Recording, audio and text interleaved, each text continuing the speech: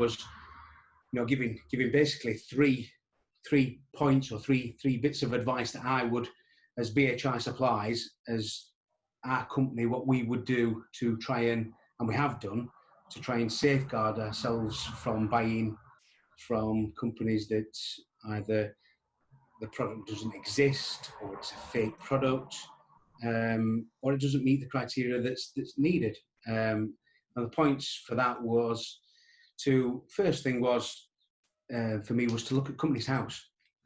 Go to company's house and do a company check on that company. And if they don't do or supply PPE as a day-to-day business, then for me that would be a flag. Yeah. I would ask, the second point, which did come out on calendar, was to actually go and put your eyeballs on it. And what I meant by that was, there's companies out there saying that they have the product and they want prepayment for the product. And the easy way around that is to ask the question, well, can I drive there now? Can I come and collect that product? And what you'll find is the attitude changes. I've experienced this several times in the last 4 weeks, 6 weeks. The product doesn't exist. Somebody's buying it from somebody who's buying it from somebody who's buying it from somebody, and each one wants to make a little bit of profit. So, but my thoughts is the actual product doesn't exist. So it's kind of like a carousel. Yeah. So asked to go and pick it up. Thing with BHI is that we have the product. If we say we've got it, we've got it. Mm-hmm. Come and collect it. If an organisation or a nursing home or a key line worker would want some product, I will drive and open the warehouse 24 hours a day if need be. You'll soon find out if other companies will do something similar. The next one was to ask 2 simple questions around the same area. Is ask for a supplier invoice for the products that they're trying to promote. Mm-hmm.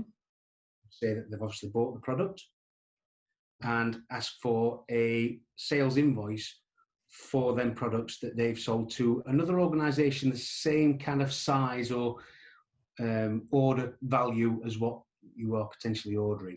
They can block out obviously all the figures, but just to show that there is some history that they've sold or bought that product.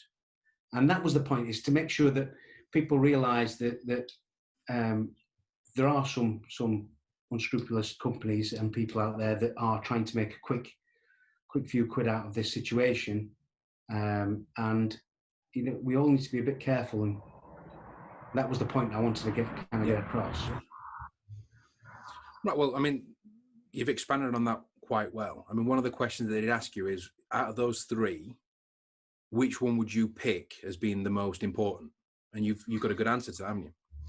Yeah, I have. But again, it depends on the scenario. So the answer to that question was, go put your eyeballs on it, see that somebody's got it, and see the response. It's more the response from that person. So when you're dealing with them on the phone and they're saying they have the product, and you say, well, okay, I'll come and drive a van now. I'll come and collect that product tonight. And that person then starts to stutter. You soon realise that, hang on a minute, there's something not quite right here. Mm-hmm. You soon realise that product either isn't available, doesn't exist, or they have to buy it from multiple other places first. Yeah. Hence the reason why you're paying so much money for that product.